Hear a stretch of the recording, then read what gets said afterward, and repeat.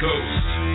You're listening to On the Move with Mack Worley III.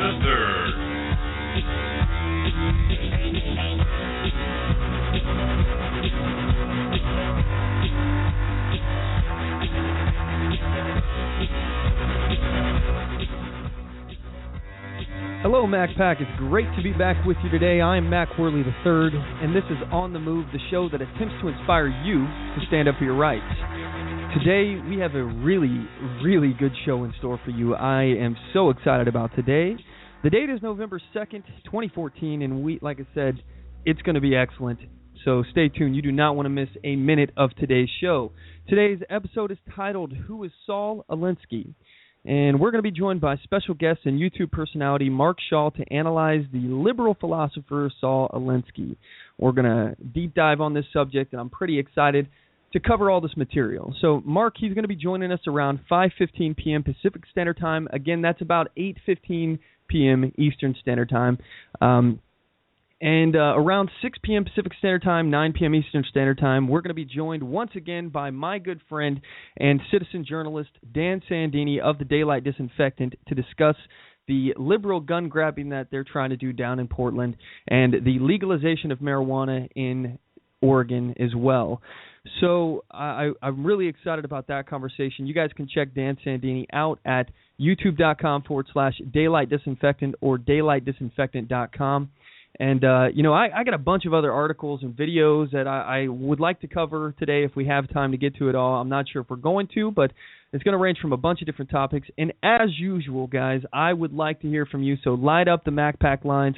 They are open right now. The number to the show is 619-924-0986. Again, that's 619-924-0986. And if you have another topic that you would like to discuss, anything at all is on the table today, so feel free to call in. Again, the number is 619-924-0986, or you can email the show at talk@onthemoveshow.com, and we will read your emails live on the air. Also, don't forget to check us out at onthemoveshow.com. You can follow us here at blogtalkradio.com/onthemoveshow. You can find us on facebook.com/onthemoveshow and like our page. You can also subscribe to our YouTube channel, youtube.com/onthemoveshow for we got a bunch of original content that we put out on this YouTube channel. So, it ranges from a bunch of different stuff, political activism, commentary. I'm doing reviews now on a whole bunch of different things, and we're going to get to that in a minute. This is something that I've already been doing, but I'm expanding it a little further into some other areas. And additionally, you can follow us on Twitter at OnTheMoveShow or twitter.com/OnTheMoveShow. And as usual, guys, our store at onthemoveshow.com, you can get there by clicking the shop link on the homepage. We got hundreds of products for sale on there, ranging from T-shirts to freeze-dried foods to books that I recommend reading to bumper stickers and so much more. Your purchases will help make our show bigger and better, and I really want to say thank you so much for your support. So first and foremost, let me just say that today is November 2nd, and as many of you may be aware, it is the Mexican holiday. I believe it's Mexican, Dia de los Muertos, so I'm probably saying that wrong. It's also known as Day of the Dead, and basically the tradition is that on this day you talk about people who you've lost, and you basically remember the things from your loved ones that have passed away, and in doing that, remembering, they supposedly go to this land of the remembrance, and they get to enjoy their life or whatever, their afterlife, because they're remembered. Otherwise, they go to the land of the forgotten. I'm not sure if this is accurate. I just saw this movie, The Book of Life, so saw that with my wife, and we enjoyed the movie. Anyway, I thought that, because of today being that it is the Day of the Dead, I will go ahead and, just mention something from my family. My stepfather, his name was Rick, he passed away, and, he was battling lung cancer for a really long time. And, I really do miss him a whole lot, and I think about him all the time. But this man has got to be one of the greatest influences of my life, and he may not have realized it at the time. I was not really receptive to a lot of the principles and things that he was trying to show me, being that I was younger and I wasn't really thinking about, time with him and things like that. And I got a lot of regrets. I wish that I would have spent more time with him. And but anyway, I want to talk about the character of this man. I think that he was amazing. Knowing that he had lung cancer and that he was probably going to die, rather than being selfish and spending his time selfishly, which he very well could have. Any one of us could have never faulted somebody for doing that. Just being worried about their own mortality and their life and being depressed. That's not what this man did. Rick, my stepfather, he used his time that he had left, and one of the most selfless things I can possibly imagine. And what he did was he went out to the garage every single day, practically until the day he died, and he was organizing everything in the garage. He was putting all the tools in one place, and organizing them. All the wrenches in this spot, all the screwdrivers in this spot, hammers, all this stuff. Even little tiny tidbits of things, screws, nuts, bolts, things like that. He was labeling them in the garage, putting them all in the same place, and organizing it and labeling everything. And the reason why he was doing this is because he knew that he wasn't going to be around, and at some point somebody was going to have to look for these things, and he wanted people to be able to find them. I think that says a whole lot about the character of that man. And I love and I miss Rick, and he will always be in my thoughts. And I want to talk a little bit about something that he did for me specifically. When I was joining the military, I didn't have any tools to speak of. I was 22 years old, and he put together a toolbox for me, just a small little hand carried toolbox. And it had a bunch of different stuff in there. And he wrote on the inside of the lid, I'm very proud of you, love you, Rick. And I still have that toolbox to this day. It is probably one of my most cherished possessions because it's written in his handwriting. The thought that he put into it.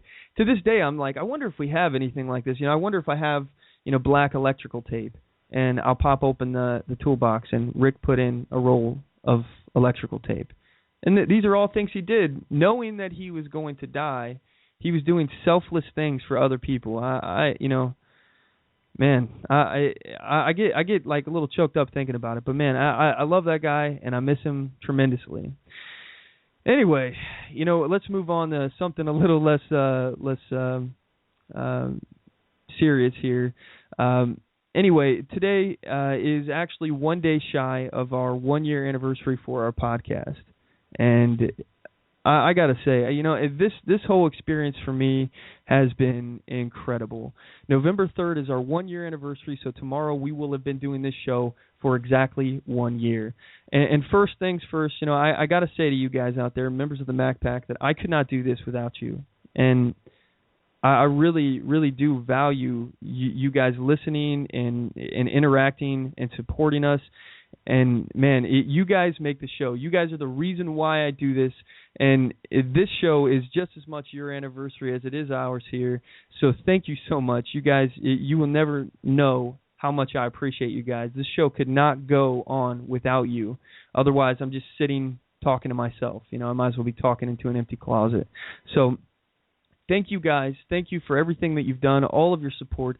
And most of all, thanks for getting on the move. You guys inspire me. And because of that, I keep doing what I'm doing. And I know that people are out there who support and agree with, what I'm trying to do. And, man, you guys are the tip of the spear. So thank you. Again, thank you so much.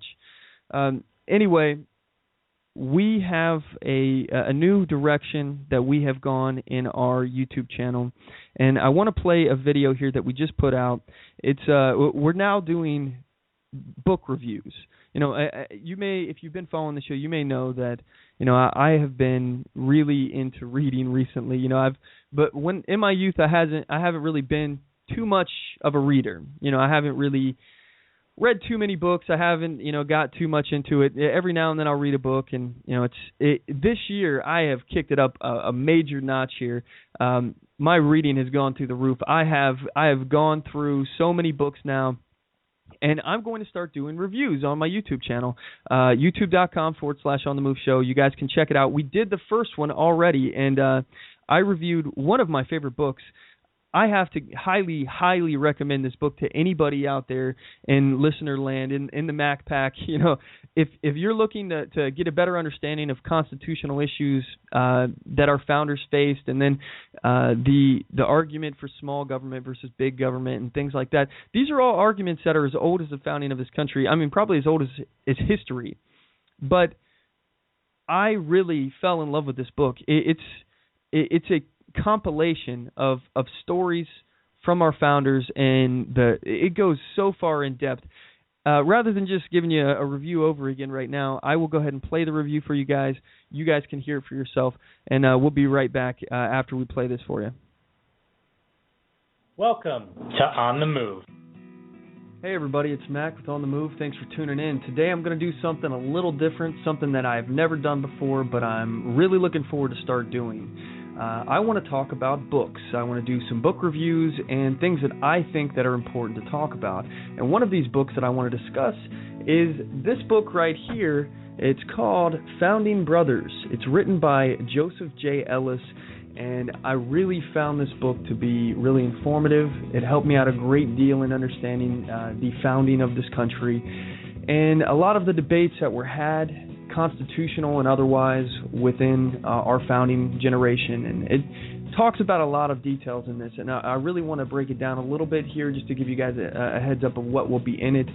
I'm not going to go so far as in it to actually spoil the book for you or ruin anything, but I can tell you there's a lot of good information. As you can see, you know, I've tabbed this book like crazy. I've got all sorts of stuff, and if you look in the inside of this book, I mean, I've got like all sorts of highlighted material and things like that I thought that were extremely informative, and things that I thought that you know, I wanted to be able to get back to rather quickly and be able to basically, you know, come back to at a later time. So anyway, the chapters are broken down into basically stories. And one thing that I've noticed throughout history books that I've read is that sometimes they can be kind of dry.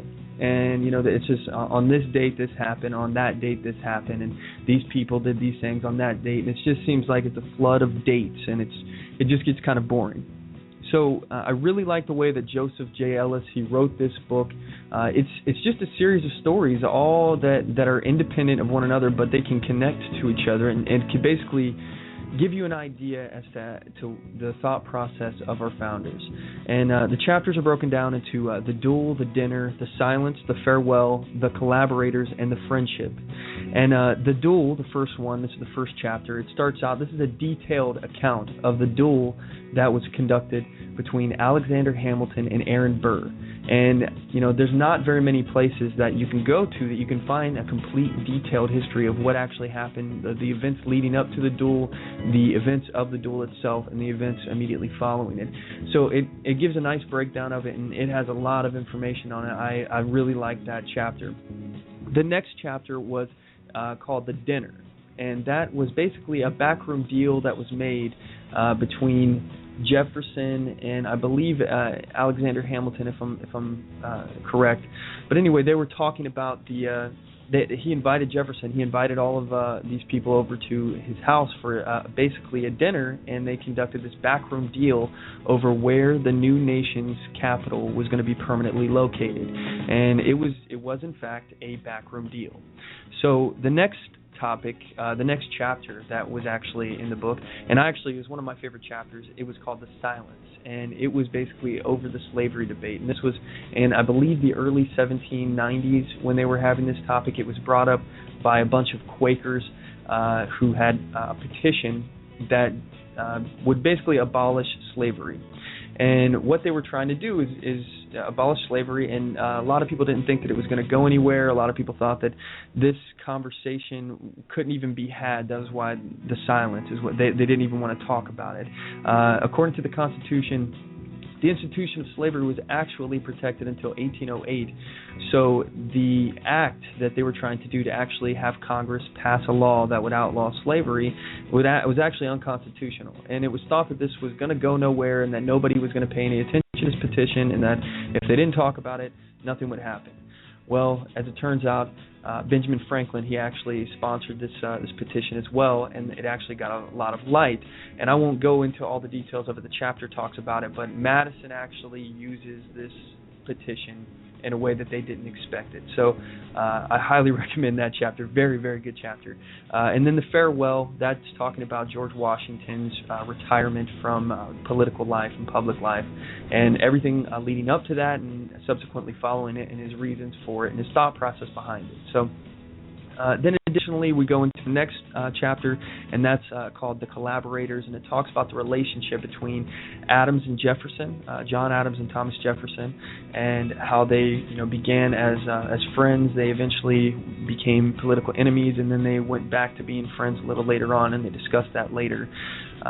After that, they also talk about Jefferson and Madison, their relationship, where Jefferson is basically a teacher, a mentor to Madison. And then John Adams and Abigail Adams, it talks about their relationship during his presidency and basically the course of their life, how John Adams relied heavily on the advice of Abigail Adams. And I really like that part of this book. It talks very detailed about that relationship between John and Abigail Adams. The last chapter of the book is called The Friendship, and it talks very extensively, and I think this is one of the most fascinating parts of history that I'm a big fan of, about the relationship between John Adams and Thomas Jefferson. How after they fell out of friendship and they went years without talking to each other because Thomas Jefferson essentially betrayed John Adams. And long story short, they ended up starting to talk to each other, and I will not tell you any more about this chapter because I think it's one of the most awesome stories of our founding, and honestly, you should get the book just for this last chapter. I love this book. Again, it is Founding Brothers, written by Joseph J. Ellis, and I thoroughly recommend getting this book. I love this book. I highly recommend reading it. I cannot say more good things about it. Get the book. I'll put a description in the link of this video down at the bottom, or a link in the description of this video down at the bottom, and please feel free to check it out. It'll be linked off to Amazon. So again, buy the book, read the book. Excellent book. You will learn so much about the founding of this country and the intention of our founders if you just read the book. Anyway, thanks for listening, everybody, and as always, know your rights, assert your rights, get on the move. All right, so that was my review on the Founding Brothers. If you guys would like to check it out, we have obviously a link in the description of that video, and we also have it in our Amazon affiliate store, which I believe is labeled the Gear Store on our shop on OnTheMoveShow.com. Anyway, at this point, we're going to cut to a quick commercial break. When we come back, we're going to be joined with our special guest, Mark Shaw, and we're going to talk all things Saul Alinsky. So don't go anywhere. We'll be right back.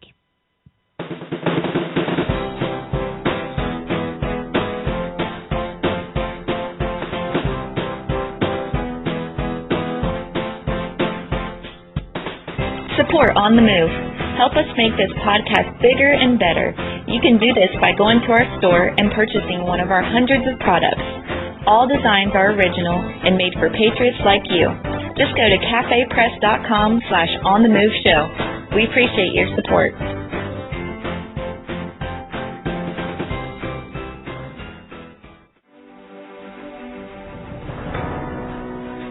Hi, I'm Latasha Worley, and I work with candidates to creatively and effectively communicate their message to voters. I offer professional graphic design services, from yard signs to flyers, from logos to vehicle magnets. Email me today at latashaworley@gmail.com. That's LATOSHA Worley@gmail.com for a quote on items for your campaign.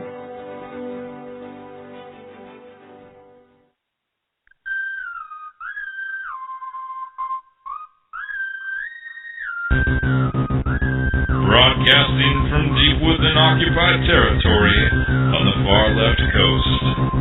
You're listening to On the Move with Mack Worley III. Stand up, speak out, and get on the move. And now your host, Mack Worley III. And we're back. I appreciate y'all sticking with us. The number of the show, if you'd like to join today's conversation, is 619-924-0986. Again, that is 619-924-0986. And at this point, we're going to be joined by Mark Shaw. He's a YouTube personality. He has his own YouTube channel, and we're going to be talking about Saul Alinsky today. Mark, are you there? Yes, I'm here. All right. First things first, man, I just want to give you the opportunity. What is your YouTube channel? Where can people find more information about the stuff that you're working on right now? Well, what we're doing with the Saul Alinsky series, I'm putting that in the Restore America Together channel. You can go ahead and type that in the search box there in YouTube, and that'll pull it up. This was actually the idea of the CEO and his right-hand gal to start doing this series, and I thought this was a great opportunity to reveal to people the inside information behind Saul Alinsky and what has been done with the information that he's provided. So anybody that wants to get a hold of that, just go to Restoring America Together, and you'll catch that. Yes, sir. And you mentioned CEO, so I'm assuming you're part of a company. Can you shed a little light on that situation? Well, yeah, I'm the National Director of Tea Party Conservatives for Freedom, which is a group of about 20,000 strong on Facebook. And it's a division of Restoring America Together. It is run by Roland Ross, and his right-hand gal is Mona Breed Johnson.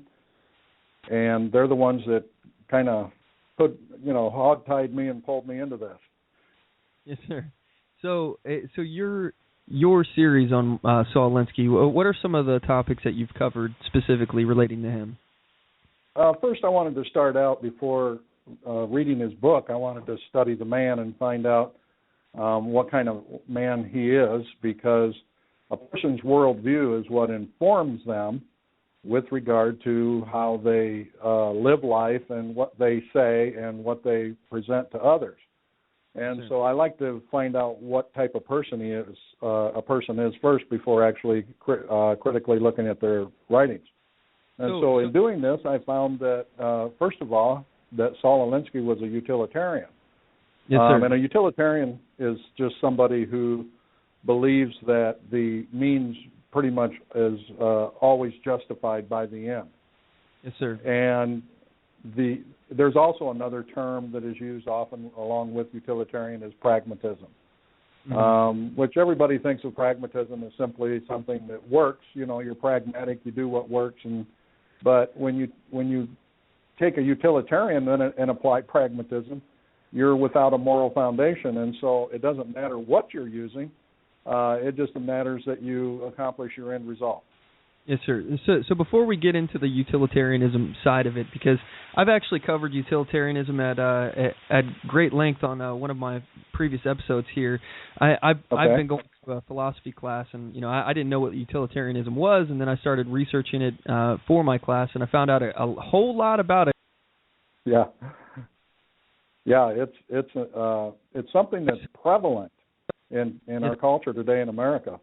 Yeah, absolutely. And people have this view, and they don't even know what it is. They don't even know what they call it, but exactly. they usually pick it up from others that espouse it. But before we get into all that, though, I want to answer this question, if you could. Who is Saul Alinsky? For people who have no idea who we're talking about, who is Saul Alinsky? Okay. Saul Alinsky, he's the son of some Russian Jewish immigrants, and he lived during the Depression era, and he died in 1972, I believe it was. And he was a man who was influenced by organization and human nature. And in his study of human nature, he applied several techniques to find out which ones actually work with regard to organizing. And the purpose of his organization is to use the information that he gathered to gain power through four people that he considered didn't have power, which he calls the have-nots. And anytime somebody uses the terms have-nots and haves, I'm immediately thinking socialism, communism. So he was someone who would gather to himself those people that were poor, and he organized them to merely take power from the haves, and of course the ultimate end goal of that was to get into their pocketbook, of course. And so he wrote a couple of books, the last one of which is Rules for Radicals, and this particular book was a book that has been used as a playbook, if you will, by the Democratic Party, by people on the left, in getting to the end. He was raised an Orthodox Jew, by the way, and he pretty much left his faith, even though he maintained his claim that he was Jewish. He left his faith as being an Orthodox Jew. I guess you'd have to when you read some of his writings and see some of the things he believed. His last book, Rules for Radicals, he actually had a dedication to Lucifer in the book. So that's falling about as hard as you can fall. Exactly. Yeah. In that dedication, I believe it says dedicated to Lucifer, the greatest deceiver of all. And that kind of the first radical. Yeah. That kind of tells you like where the tempo of the book in his mindset is actually leading. It's about deception. That's all it is. When I hear haves and have-nots, I also think about the Marxist philosophy of like the bourgeoisie and the proletariat working class and things like that. It's very similar. You start talking about haves and have-nots. You're talking about communism, socialism, Marxism. Exactly. And the interesting thing about Saul Alinsky, though, is that he never really comes out and espouses any of those. In fact, I believe some of the places he actually comes against the philosophy of communism. But his goal was simply to gain power. Now, what you did with it once you had it, which is really bizarre, because when you think about the fact that he hated the establishment, he hated anyone in authority. So what do you do then when you are the establishment? Once you gain that power and you become the establishment, you're not going to hate yourself, obviously. But it really doesn't look like he had much of a plan what to do with it, other than he believed in trying to end hunger and whatnot by taking from others. And this is back to the socialism, communism, Marxism situation. He may disagree with those institutions, with those forms of government, but yet he actually supports the use of those governments. He just by a different name. It kind of brings to mind that old saying, if a rose wasn't named a rose, would it still smell as sweet? Of course it would. It's the same thing. You label it something different doesn't mean it's something different, or you won't call it by its true name.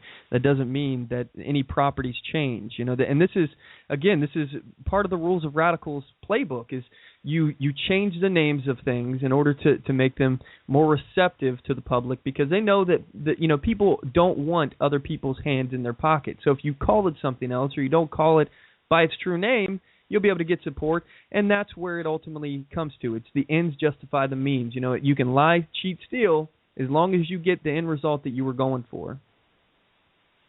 Absolutely. That is, you said it in a nutshell right there. Because his philosophy is no doubt socialist. There's no question about that. Because he was wanting to uplift the people in poverty. And by the way, he wasn't about holding people responsible for where they were.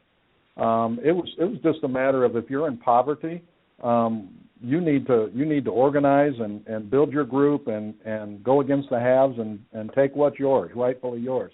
And he literally saw it as a right for people to have possession of housing and things. Same thing you hear from the Democratic Party today, that they consider it a right, a human right to have health care, or a human right to have, or I should say an individual right to have health care, and an individual right to have housing, and those aren't listed as inalienable rights anywhere I found.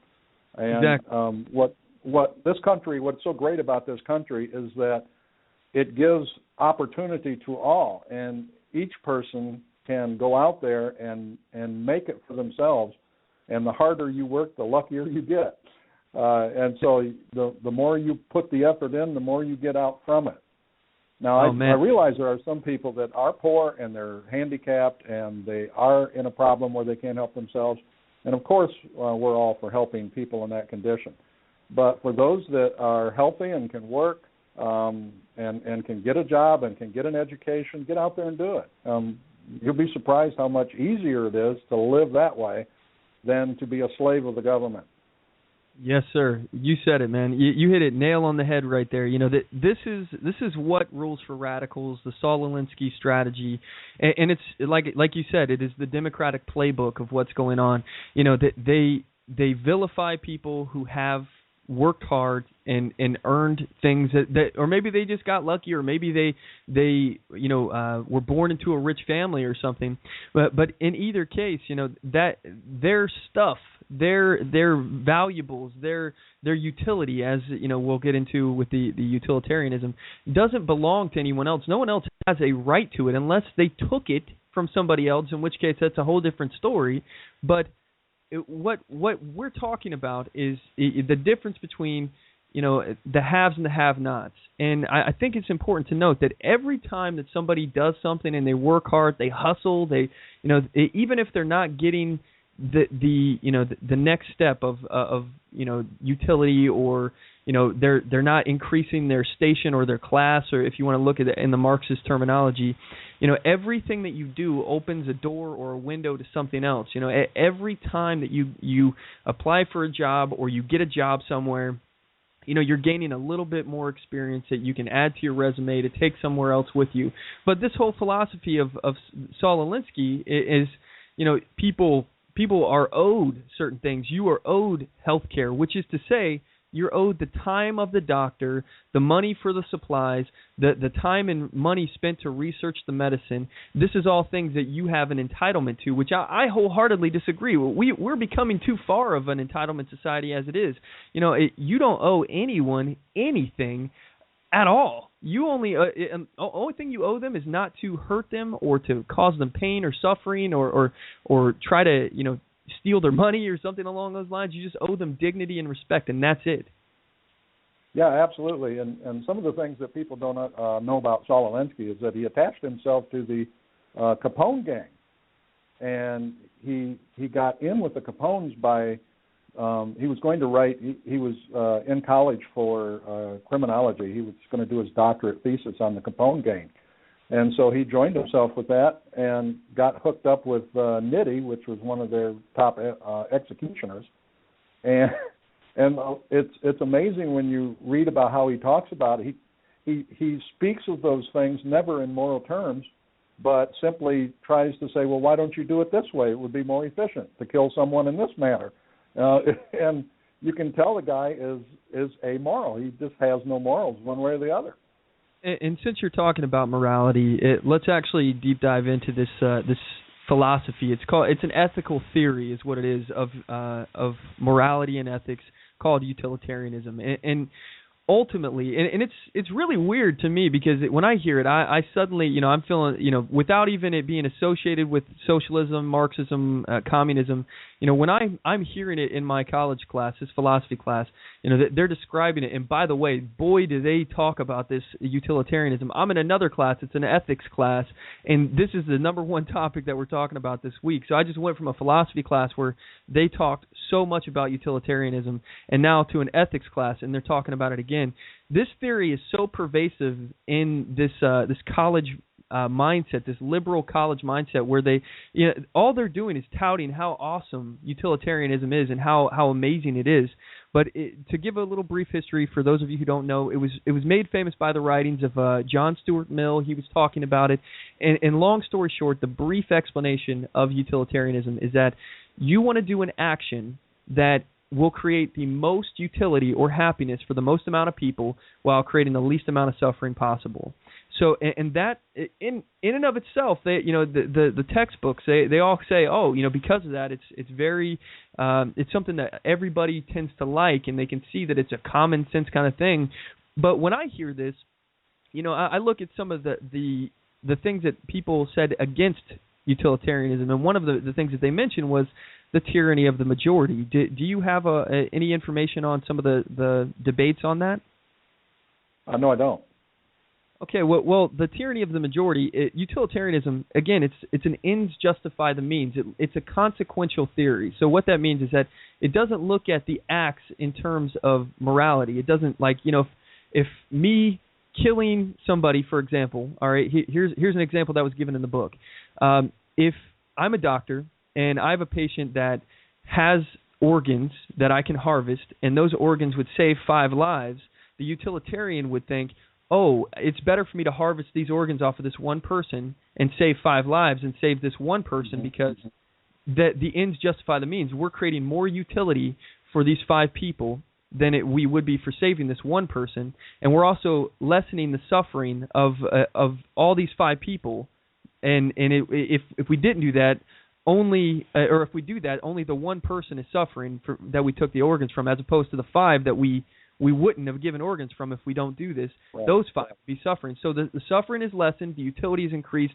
The utilitarian would have absolutely no problem with taking these organs and giving them to somebody else, even though that they could have possibly saved this individual. This is in a nutshell, this theory. It is totally, absolutely immoral to not think of your actions in terms of ethical or moral, but less of an ends justify the means, or what is the consequences only of these actions. You know, is it wrong to kill? Is it wrong to steal? Well, it depends. Is there going to be any kind of utility created from that? You know, that's the way this theory looks at it. Absolutely, and this is the problem with any philosophical system of thought: is what is behind it? What is the premise? What are the rules? Is there morality applied to it? Because any philosophy where you remove the morality that we consider a Judeo-Christian morality, you remove that from it, then it's an anything goes ball game, and anybody can be my murderer, or anybody can be the person that is going to punch my ticket or take me out or steal from me, because all they need to do is have an end that they consider that justifies doing that. Exactly. And you can see this in the Democratic Party. You can see this in almost every single candidate. In Minnesota, we see all these ads about how bad it is to be a millionaire.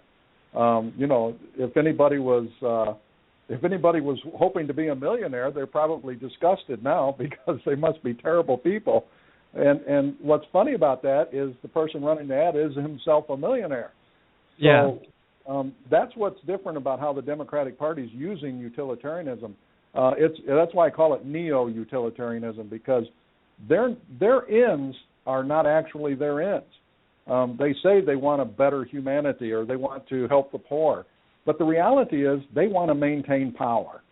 And so they're doing these things for that particular reason, which is actually hiding the real reason behind what they're doing. And so they want to give all these illegal aliens amnesty for the purpose of maintaining power.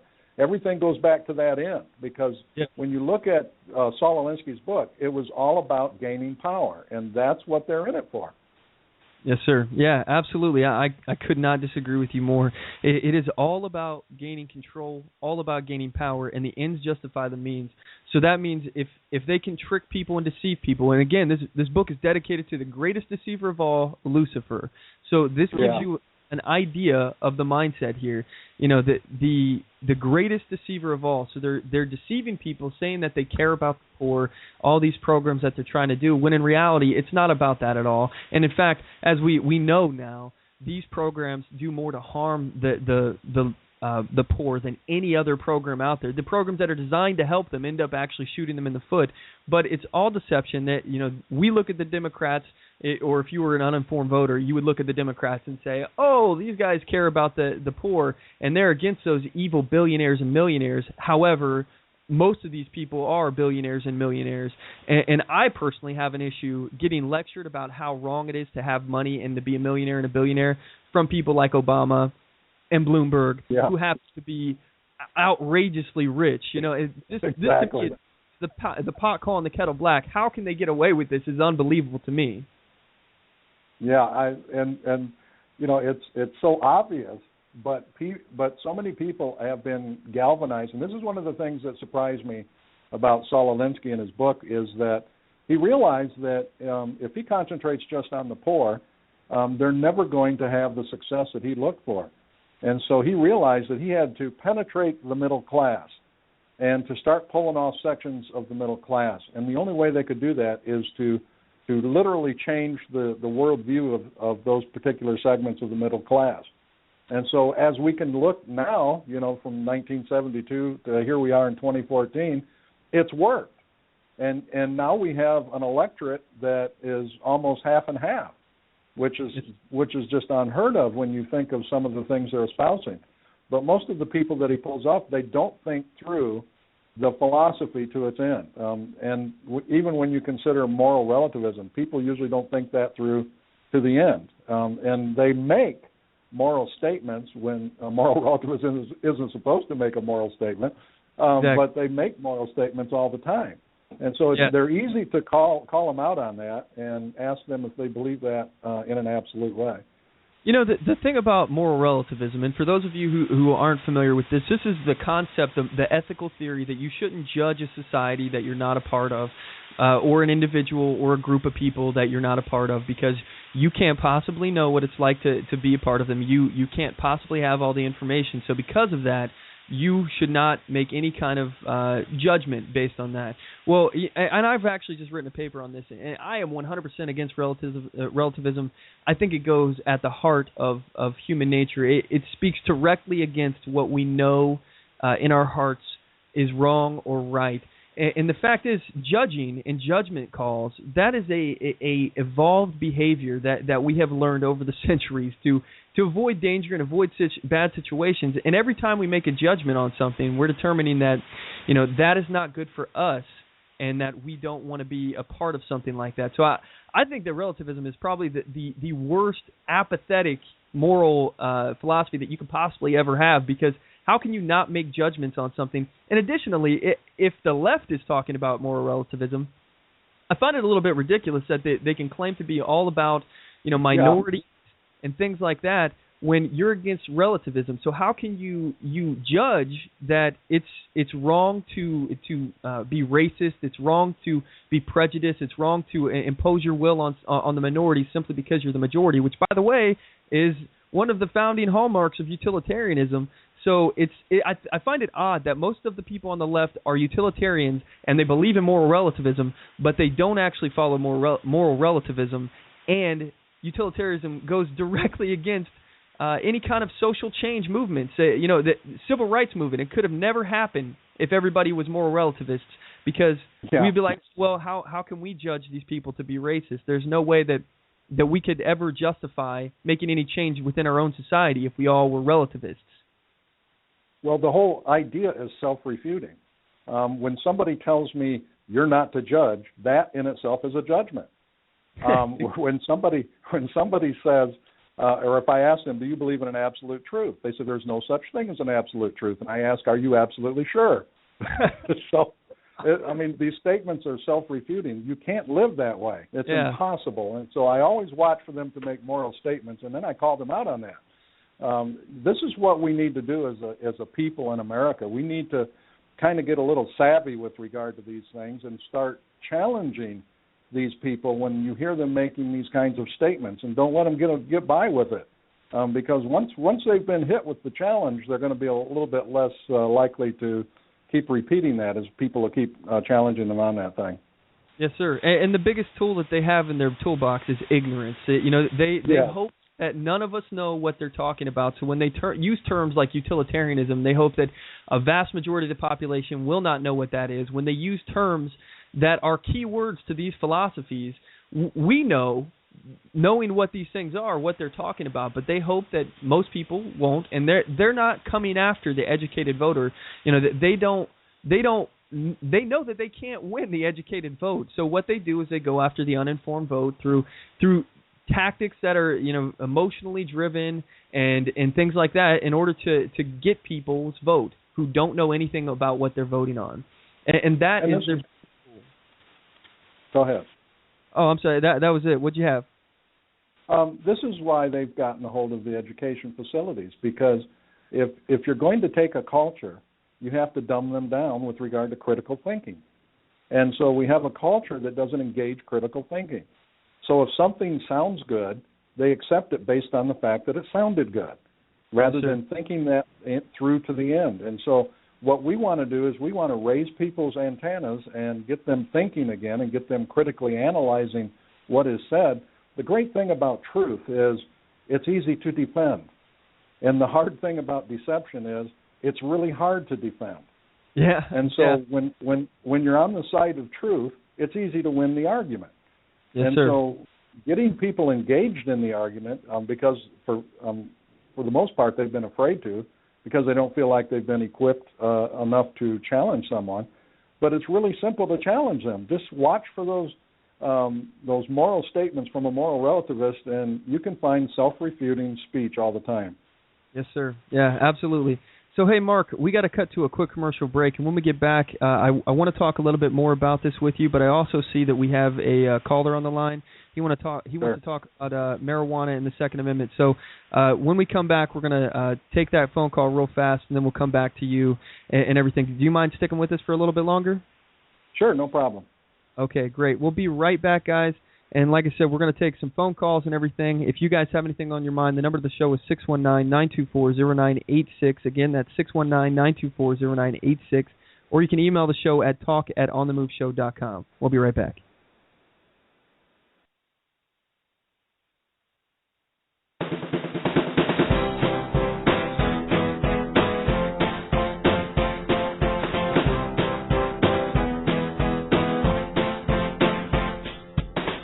Support On The Move. Help us make this podcast bigger and better. You can do this by going to our store and purchasing one of our hundreds of products. All designs are original and made for patriots like you. Just go to cafepress.com/onthemoveshow. We appreciate your support.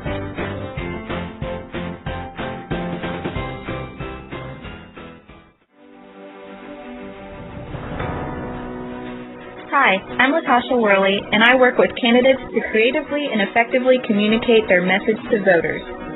I offer professional graphic design services from yard signs to flyers, from logos to vehicle magnets. Email me today at latashaworley@gmail.com. That's LATOSHA Worley@gmail.com for a quote on items for your campaign.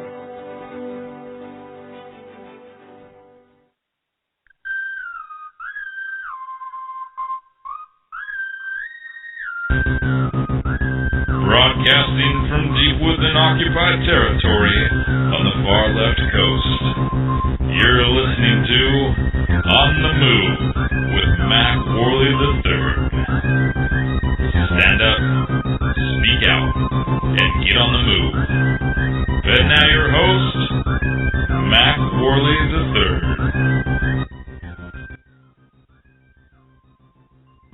And we're back. I appreciate y'all sticking with us. Again, the number to the show is 619-924-0986 if you'd like to get involved, or you can email us at talk@onthemoveshow.com.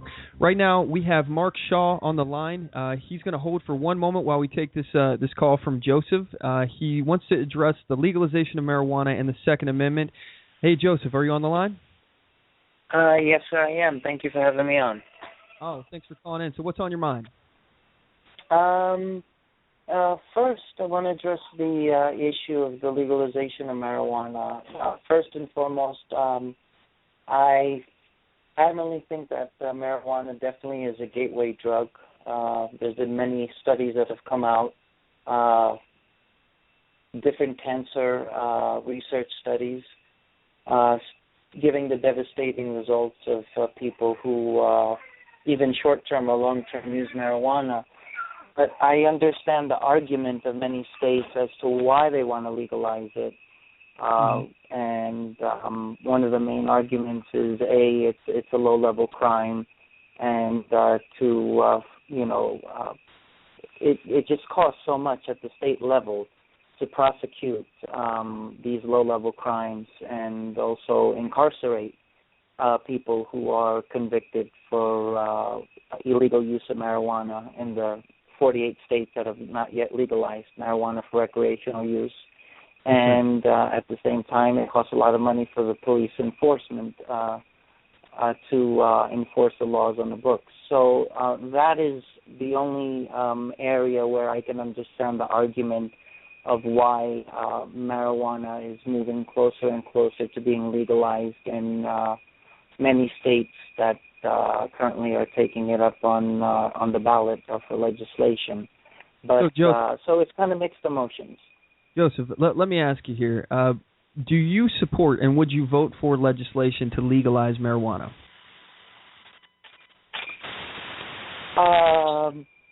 In my state, I reside in New York. Not in the state of New York, no. And not why in my is home state? I would not.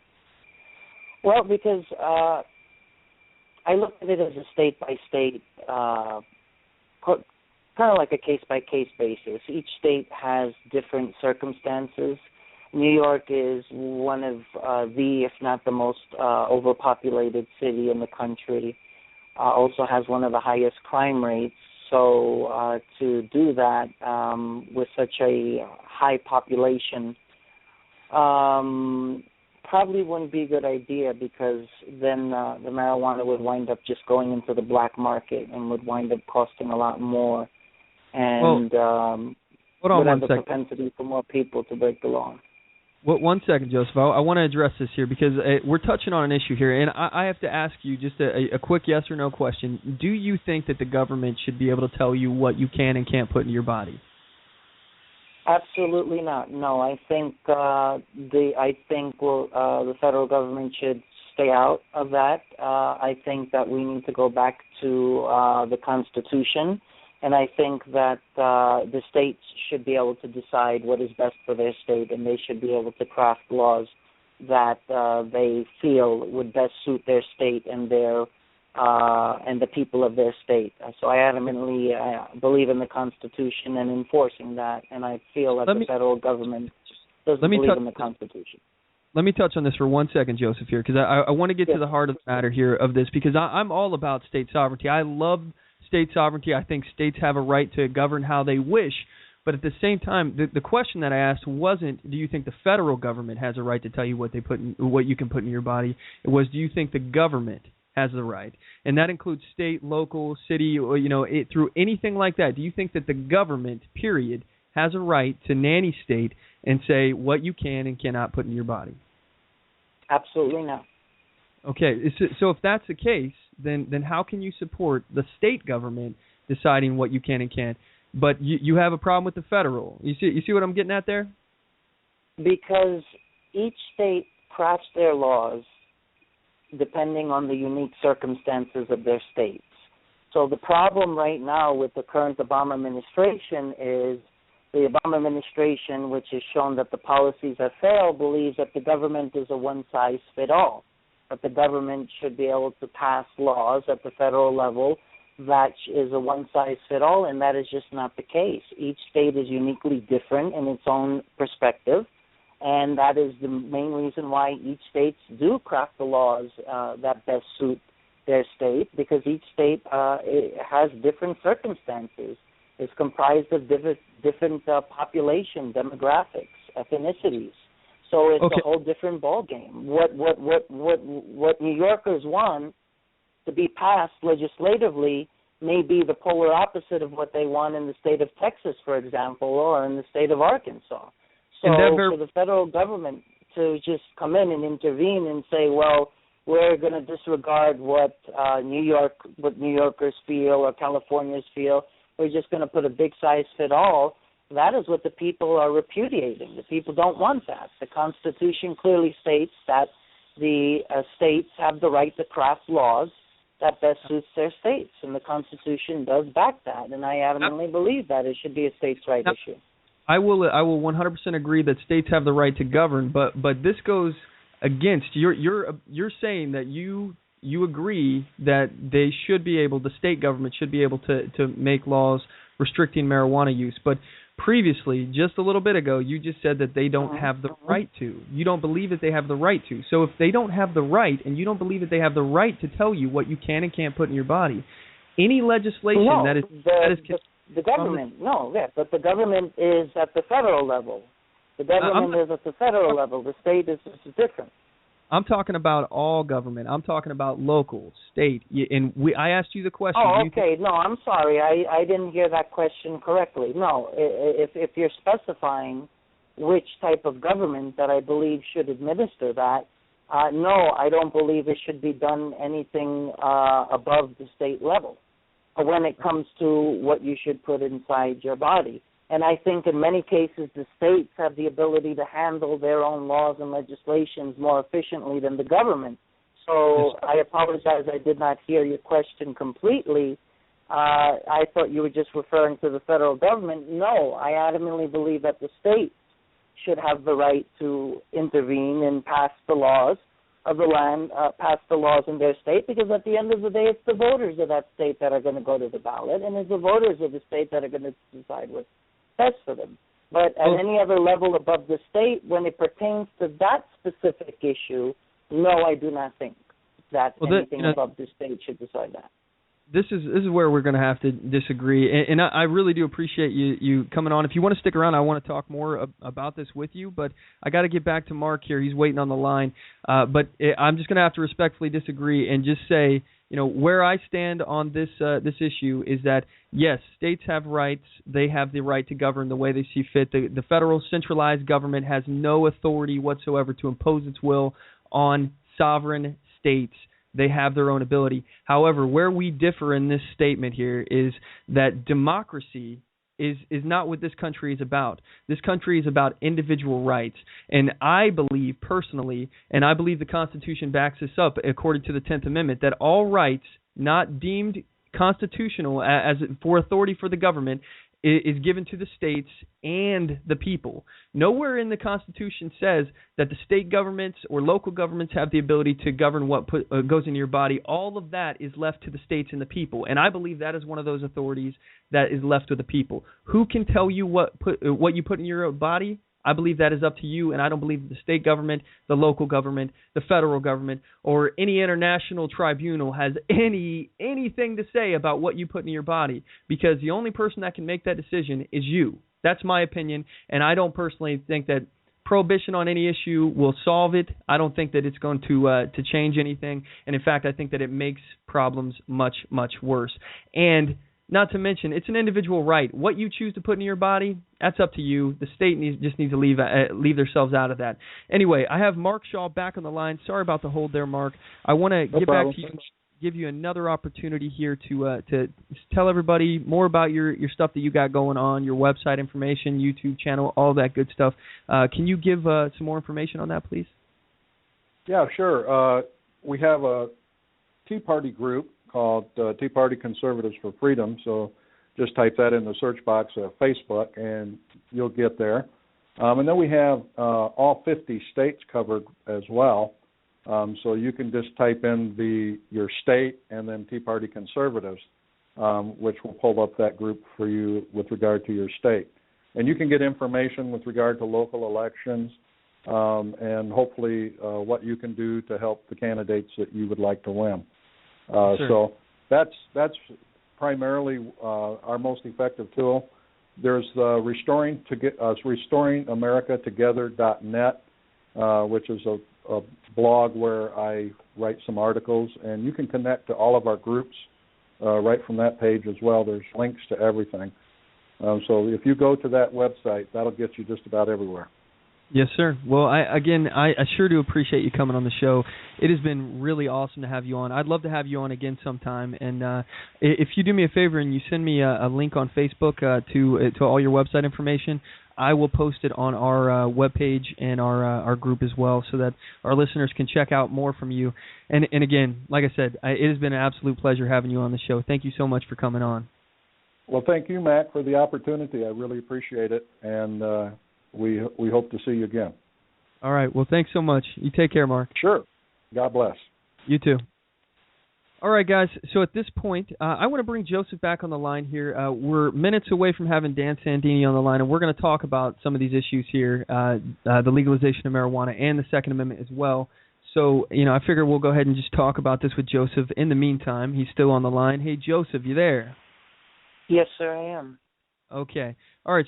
So when we were last talking, you were talking about how you think that the states have a right to tell people what they can put into their body, and I disagree. And by the way, I just have to say first and foremost, thanks so much for having this conversation with me about it, because we differ, we disagree on this, but we're still remaining polite, and this is the kind of stuff that I love.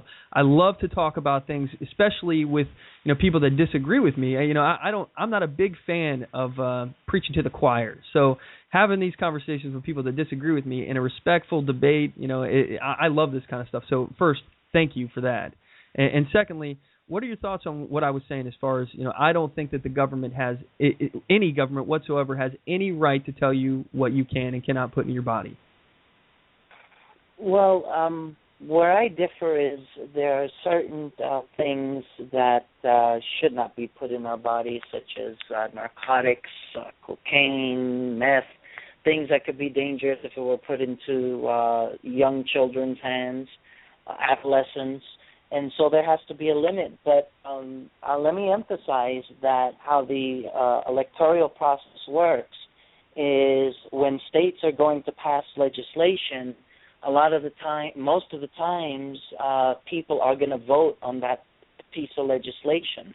So it is going to be the majority of the people of that state that are going to decide whether that legislation is going to go through or not, or whether it's going to have enough votes in the majority.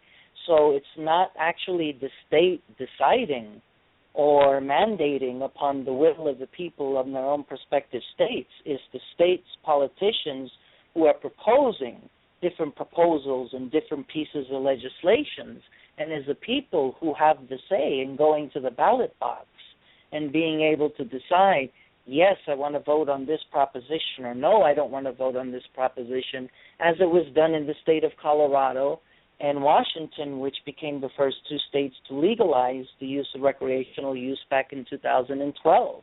It was the state politicians that proposed it, but at the end of the day, it's the people of the state that have that ability to be able to decide whether they want that legislation on the books or not. And at the end of the day, I, as a constitutional conservative, believe that that it is we the people that our voices should be heard, and if the majority of we the people in a prospective state vote to support a certain legislation, then we should let the democratic process go through. And so That's what I mean when I refer to, yes, if the state would have a say-so in deciding what goes in our body, but technically not really. They will have a say in what legislation they want to propose, but at the end of the day, it is the people of that prospective state that will have the say of whether they want to vote that legislation or that proposal. So at the end of the day, as long as it stays at the state level, that's where I believe we the people have more freedom in what laws can be passed or what laws cannot, where versus at the federal level, as you could see with Obama signing executive orders to override or circumvent Congress in the United States of House of Representatives, and with the border situation of him not enforcing the laws on the books that are currently on the books, that is the problem when the federal government intervenes. You see, that is a much more powerful entity to go up against, whereas at the state level... Just give me 1 second here, all right? Because I want to get a clear stance on where you stand, and if you would humor me here and just answer, briefly on this. Sure. I get where you're coming from, and I understand your points. I disagree with you, and I want to see if maybe there's some contradiction within your viewpoint here, and if you'd allow me, we can do this briefly here. Okay. So first question: yes or no? Do you think that the majority has the authority to take away, the minority's ability to own gun rights? Like, for example, do you agree, yes or no, that white people could vote that black people are not allowed to own guns? Yes or no? No. Okay. And would you agree, yes or no, that it is because it's an individual right to own a firearm? It has nothing to do with majority say or state sovereignty or anything like that. That right is reserved with the individual, not with the government, not with the majority of people. It doesn't matter if a majority of people say that you can't have a gun. It's an individual right. Would you agree with that statement, yes or no? Yes, based on the Constitution. Okay. So the 10th Amendment clearly says that all rights not designated in the Constitution, and putting something into your body is it's not anywhere in the Constitution. I assure you, I've read it, and in there it says all rights not designated in the Constitution are reserved to the states and the people respectively. So how can you get any more clear of whose right it is than an individual's right to put what goes into their body, to choose what goes into their body? This is what I'm saying, is that this right is not dictated with the majority of people. It's not dictated with your senators or legislation. That right is an individual right. It has absolutely nothing to do with the majority. It has absolutely nothing to do with, your neighbor's opinion of it. It is your individual right. And to give that right to the majority is the same thing as giving the majority the ability to tell you who can own guns. And that's where I have a fundamental disagreement. I'm all about state sovereignty, especially when it comes to like the federal government telling us what we can do within the states. I totally disagree with that. I'm all for decentralized sovereignty and government laws. I'm all about that. I love that. And I'm not a big fan of big government. State level, state issues, it should all be left to the states as long as it's not pertaining to individual rights. And this, I think, is clear as day. Individual rights, the right to choose what you put into your body, the right to choose, because this also goes into the right to choose what you don't put in your body. Do you think that the government, yes or no, should have the ability to tell you what you put into your body? Like they say that you have to take vaccinations. Do you agree with that, yes or no? No, not when it comes to vaccinations. Okay, so the point is that you don't think that the government should be able to tell you what you have to put in your body, but you think it's okay that the government can tell you what you can't put in your body. I see no differences. It's all individual rights. These rights are left with the individuals. This is where we have a disagreement. Before I put Dan Sandini on the line here, I'd like to hear your final thoughts on that. What else do you have to say on that, please? To be very honest with you, it's a pretty slippery slope. I understand where you're coming from, but you have to understand that unfortunately government and politics just doesn't work that way. Unfortunately, yes, the states have passed laws that banning certain things going into your body, which are narcotics. That is the system that we have, unfortunately. Unfortunately, we don't have the Constitution where every single article and section is abided by as our founding fathers framed it, and many people in politics and government would agree that's just the way the system is. And my frustration is, hey, we've been a sovereign nation for 230 years, and not enough people have even bothered to, protest or make any significant changes in the electoral process or how things are done legislatively. So at the end of the day, I can't help that that's how the system is. Right now, as it is, prostitution is illegal in a lot of states. It is illegal to go out and consume cocaine and other narcotics. The main thing I'm concerned about, and to be with all honesty, is, to be honest with you, we have an economy that is in $17 trillion of debt. To be very honest with you, what concerns me the most at this point right now is jobs in the economy. And I know this is an important issue, but what good are social issues going to do us if we do not change course quickly in this country and the GOP does not take back the Senate? So at the end of the day, you have to get the power before you can make any change. And the problem is too many people want to focus on the social issues instead of focusing on what is the main task at hand. Jobs, the economy, foreign policy, that's what I'm really focused on. When all of that is cleared and when the country is going again, then people can sit down and decide whether they're pro-life, pro-choice, tear each other apart on the social issues.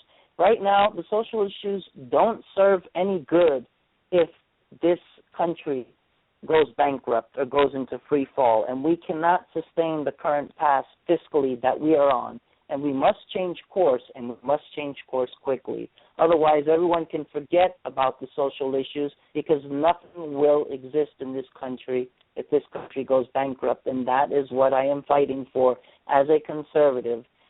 Do I agree with the GOP? No, I am anti-establishment. I think both parties are both corrupt. But at the same time, I am only 34 years old, and I ask myself, where were people 100 years ago not asking for reform in how the electoral process was done or how the states crafted their laws? where were the people now? Now, all of a sudden, when our country is at the worst point in its history, now everyone wants to come out and talk about changing government, changing politics. I think that's hypocritical. Joseph, but we're running out of time here. I got to get Dan Sandini on the line. I appreciate you calling in, man, and again, feel free to call in anytime, but we're running out of time now. Thanks so much, Joseph. I want to say first and foremost, I do agree with you, Joseph, on the terms of, the government is expanding and there's, domestic issues that as well as foreign issues that we have to address, an over-bloated budget and all that, but I don't think that we only have to focus on that. I think that the social issues are just as important, and I think it all is related. And the reason why I say this is because as we go down the path here, individual rights are being usurped, and it all is linked to the ever-growing federal leviathan. And the more we allow them to do, the more they think they can do. These social programs are a huge expenditure on our budget. We spend billions of dollars every year on police who are used to kick in doors for people who have a little bit of drugs on them. This is where I differ from you. I think that individual rights are by far the most important, and it's all interconnected. If we respect the rights of the individuals, if we get out of everyone's pocket, I think our economy, our job situation, our domestic situation here at home, and even overseas, if we respect the rights of individuals and we only get involved in situations over there where we actually have an imminent threat, and we're not playing world police, we're not playing world doctor, we're not the World Health Organization. If we stick to ourselves, not an isolationist view, but only getting involved with what is directly affecting us and having a limited government with limited effect, limited scope, and the rights of the individuals are respected, then at that point we will be on a better path, a road to recovery. That's where we differ. I respect your opinion, though, and thanks so much for calling in, Joseph. Anyway, at this point, we got Dan Sandini on the line. We're going to cut to a quick commercial break, though. When we get back, we're going to be on with Dan. Don't go anywhere.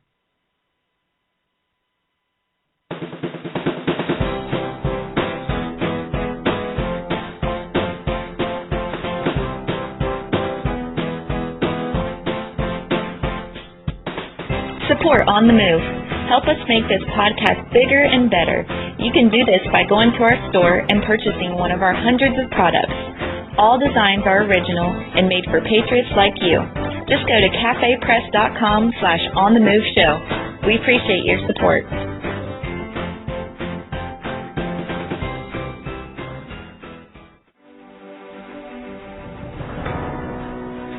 Hi, I'm Latasha Worley, and I work with candidates to creatively and effectively communicate their message to voters. I offer professional graphic design services from yard signs to flyers, from logos to vehicle magnets. Email me today at latashaworley@gmail.com. That's LAGOSHA Worley@gmail.com for a quote on items for your campaign.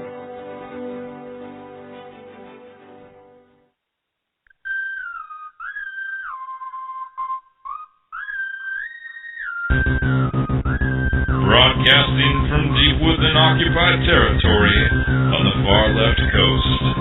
You're listening to On the Move with Mack Worley III. Stand up, speak out, and get on the move. And now your host, Mack Worley III. And we're back. I appreciate you all sticking with us. At this point, we are going to take another listener call, and then we'll have Dan Sandini on in a moment.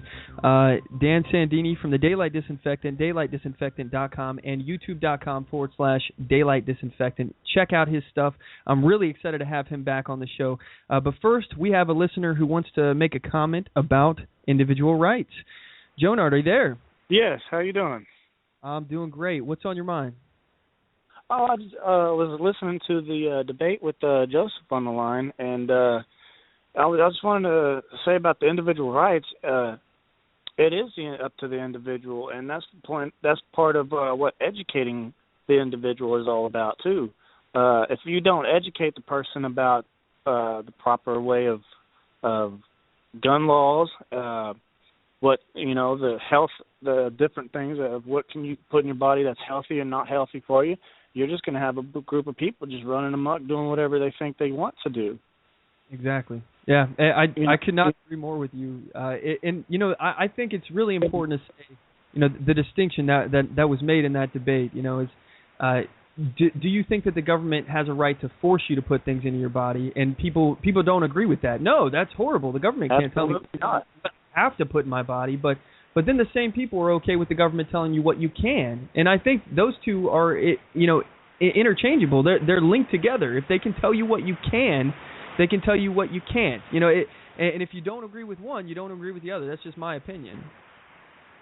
Right, and I think that a lot of things that's what taking it out of the school. They used to teach that kind of stuff in schools back in the day, and now it's like it's not even being taught in the schools, and now it's just going down with a bunch of regulation on everybody, and nothing's really getting done. But that's kind of the point of this whole movement is trying to educate the people that haven't learned that kind of stuff yet, and that way you educate the individual and they become a responsible individual instead of just some mindless animatronic being, Well said. I appreciate you calling in, Jonah. Do you have any other final thoughts, man? I'll just other than that's about it. I'll just put whatever else in the chat room, I guess. All right. Well, thanks, man. I appreciate you calling in. So I'm going to bring Dan Sandini on the line, and he has some videos that he wanted to talk about. Hey, Dan, you there? Hey, I am here, Mack. How are you doing today? Oh, man, I'm doing great. It's been a fun show. I'm having a lot of fun. Man, every day I come on the show, I'm telling you, it becomes a highlight of my day. So what's on your mind? I think you're building quite a listenership there. I listened to the last two callers here while I was waiting, and you've got some really bright people out there that are really able to articulate a good argument. And, kudos to you, Mack, for building up your channel. It's hard to build up an online channel, and you've got great content, and congratulations on that. Thank you. I appreciate it. The Mack Pack, they're the cream of the crop, the tip of the spear. And, like I said, I cannot say more about how much I love our listeners here. If you're listening to this show, you're probably, the 1% of the educated population out there on all things politics. And just so you know, you're talking to, my partner in crime, my brother, mother, the yin to my yang. This is Dan friggin' Sandini of the Daylight Disinfectant. Okay. If you don't let's know get right to what we got going for you. There's go out onto. I invite your listeners to go to daylightdisinfectant.com. Don't pick the top story, which is the pot story, but one back of that.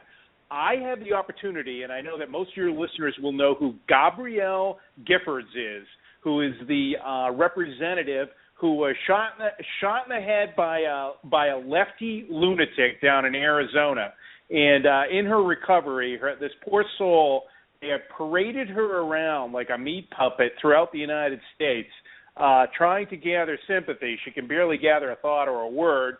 And they had this very quiet meeting that they were going to have. They being all of the gun grabbers in the area. They had a meeting here in Portland called, and one of the head people were the Moms Demand Action, and there were numerous other groups. And I just need to alert your listeners to go to the channel and listen to these people, and you will hear what their strategy is, Mack, for how they're going to jam new gun legislation down our throats and steal our Second Amendment rights in the next legislative session here in Oregon. And what they're going to do is they are going to cast it as a medical issue, and they are going to have your doctor ask you at your medical appointments, do you have any guns in the house? And from that, they will enter that information, of course, into the new information systems, which were subsidized by Obamacare even before the insurance policies came out. They have these systems put in place inside of most of the clinics, including my own, where they put the answers to these questions. Where you will be recorded for all time, okay, that you have a gun in your house, and they will be able to ask you that as a legitimate question. They already can in many states. And you will hear the head of the Oregon Medical Association just totally diss on that. I should have had a sound clip ready for you. It's the first thing in the video. If folks want to go out and listen. Yeah, I can actually play it for you if you don't mind. Yeah, play the first part right up to the bumper there. You'll hear. Listen, so just to intro you here, this is the head doc in Oregon talking about what they should do to control guns in Oregon at a meeting that I snuck into here in Oregon. Go ahead, Mack, and roll that. Okay, I'll play up until the bumper. Here we go. Thank you. Ask, is there a gun in the home? You ask, you have kids, are your guns stored safely? You talk about safety, you talk about trigger locks. Florida tried to pass a law to prevent physicians from talking about that. Great. Okay, so what you hear her say is, she claims that she said, and I'm giving her the benefit of the doubt here. You can read about the controversy there in the first part of the video, but she claims you gotta love Florida, and what she says there is that they tried to pass a law in Florida which says you cannot ask about that. Well, I got news for you.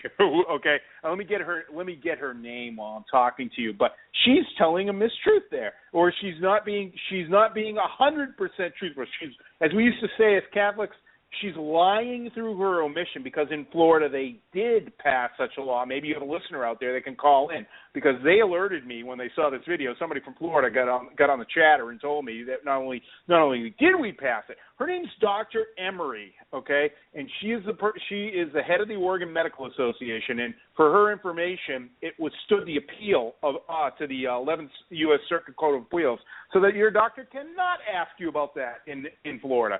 So she's telling a mistruth there, and in any case, the rest of the video is just as damning. And you've got several of these groups that are on the record on this video talking about how they're going to cast it as a medical issue here in Oregon.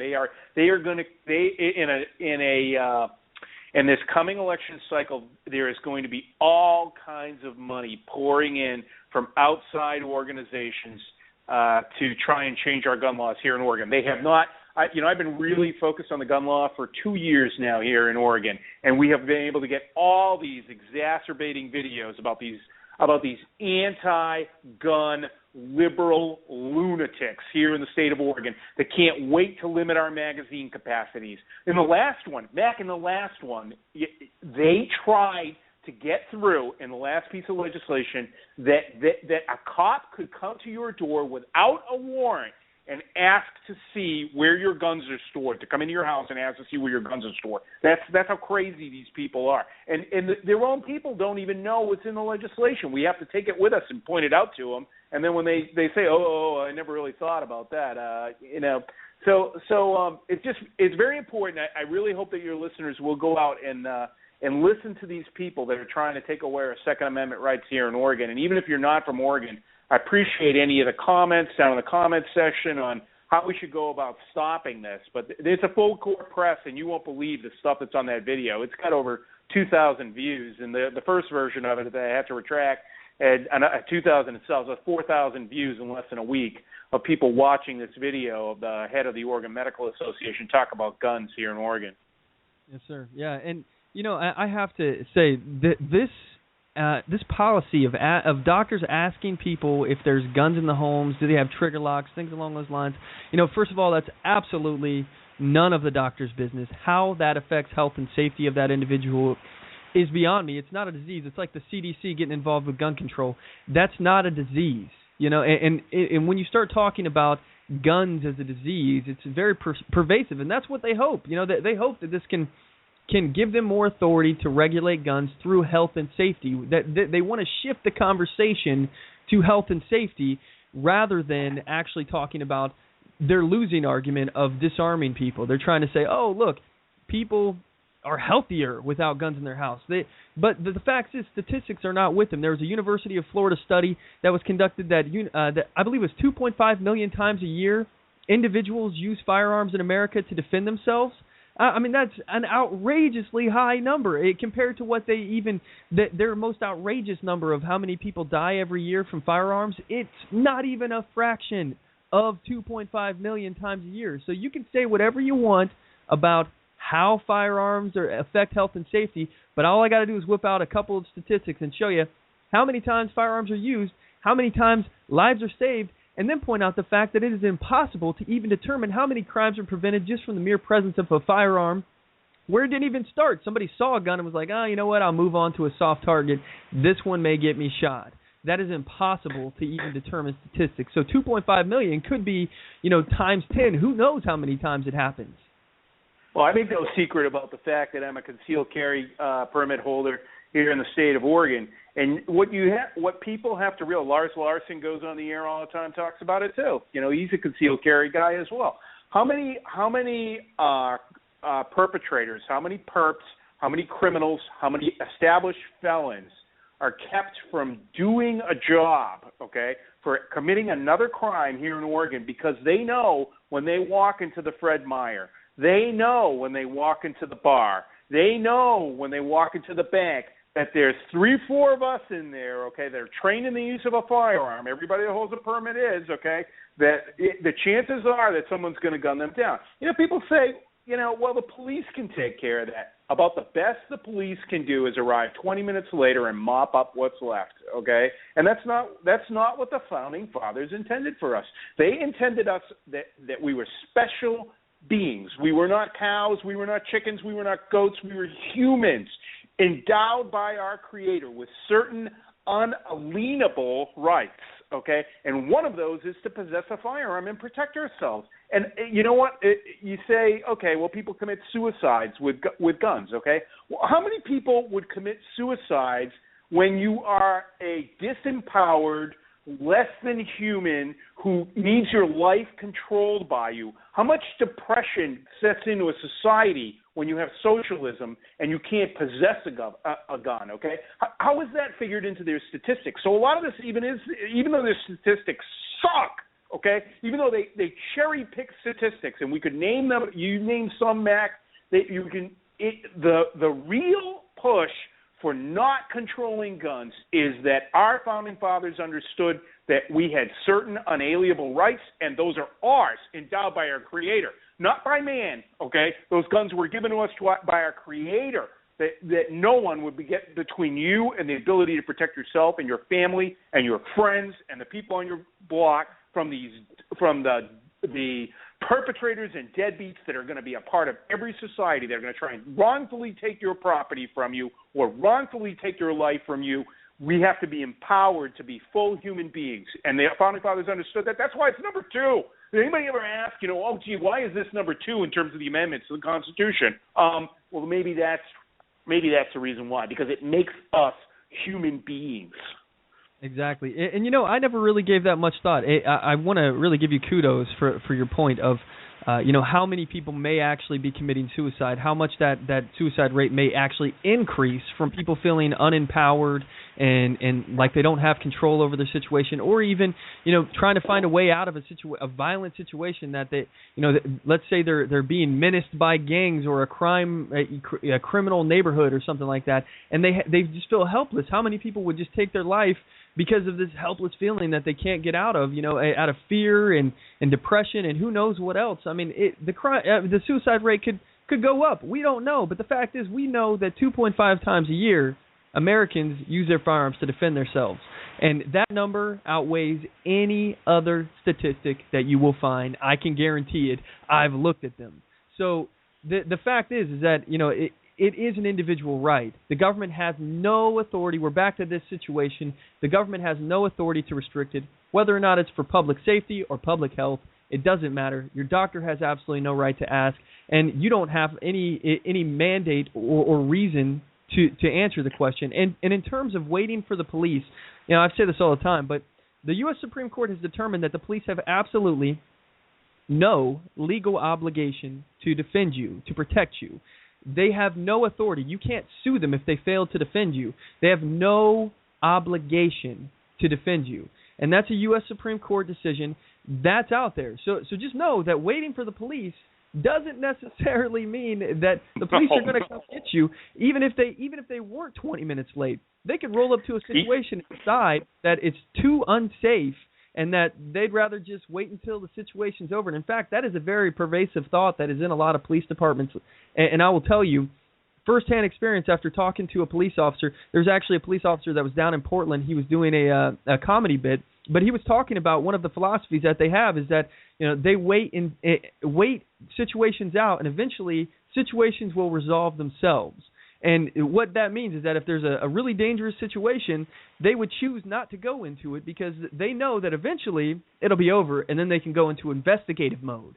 And it's because they have no obligation to protect you.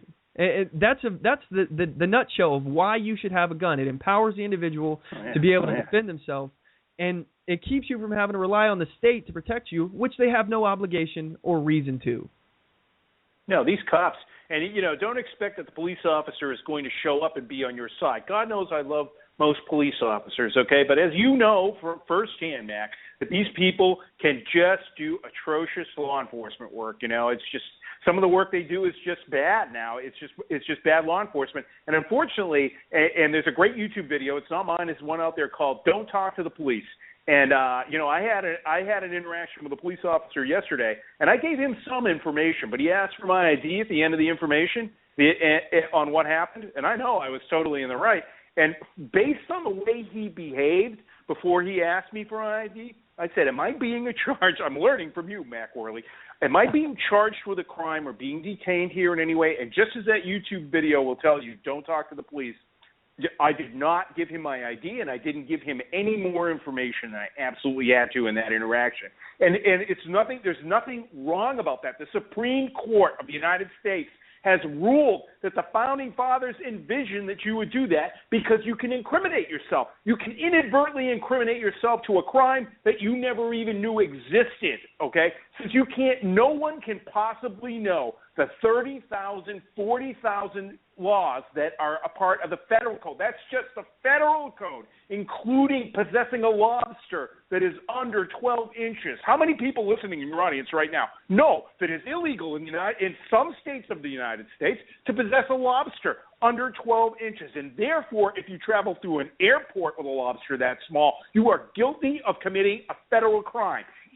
That law even allows for people for other country, if you're coming in from another country and that law is a part of another country, to possess that particular fish, animal, plant. If you possess it and it's not against the law in the United States, but it is in Madagascar when you flew out of there, they will arrest you and charge you with the federal crime here, and you will be found guilty even though it's not a part of the U.S. code. Now, how many people are going to say to the guy, inadvertently admit that there's something in their luggage, okay, that they didn't even know was illegal? And so there is no guilt at all in exercising your Fifth Amendment right to not talk to the police officer. And I would say anybody listening to us right now, do not talk to the police.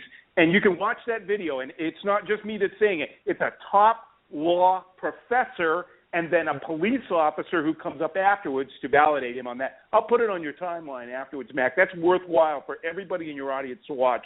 Don't talk to the police.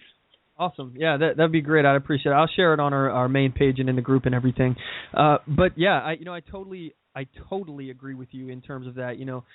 The right to not incriminate yourself, your Fifth Amendment right, and obviously your right against unlawful search and seizure. They have to have reasonable suspicion or probable cause that you've committed a crime, and without that, you have no obligation to provide them any identification or any information about them. You can't even be detained legally if they don't think that you've committed a crime or about to commit a crime. If they don't have probable cause or reasonable suspicion, they can't even stop you and make you stay. However, they do that all the time. They violate Fourth Amendment rights.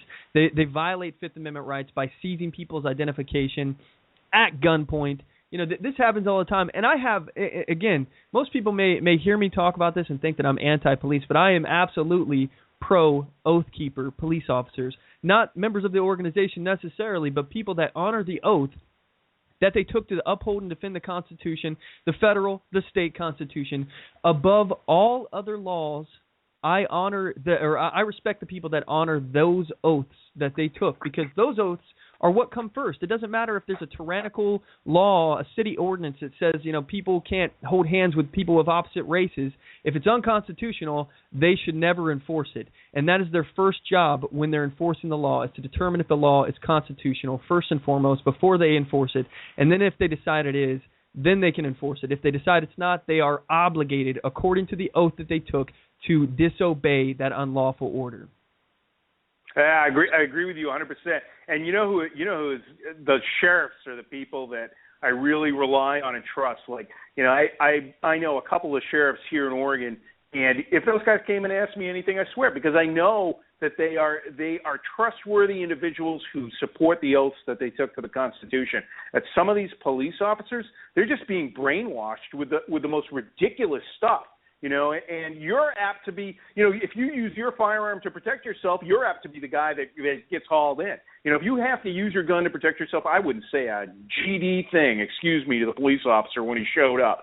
You know, I would say I am feared for my life. I'd like to talk to my attorney unless I'm being detained here. But I would say extremely little to the police officer.